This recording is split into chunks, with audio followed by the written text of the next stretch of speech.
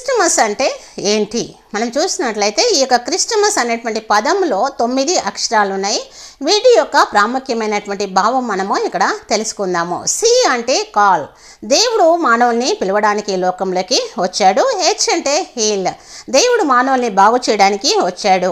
Are అంటే redeem, దేవుడు విమోచించుట కొరకు ఈ లోకంలోకి వచ్చాడు. ఐ అంటే ఇంపార్ట్, దేవుడు జీవం ఇవ్వడానికి ఈ లోకంలోకి వచ్చాడు. ఎస్ అంటే సీక్, నశించిన దానిని వెతికి రక్షించుటకు ప్రభు ఈ లోకంలోకి వచ్చాడు. టీ అంటే టీచ్, బోధించుట కొరకు యేసుక్రీస్తు ప్రభు వారు ఈ లోకంలోకి వచ్చారు. ఎం అంటే మినిస్టర్, ఈయన పరిచారం చేయుట కొరకు వచ్చారు ఈ లోకంలోకి.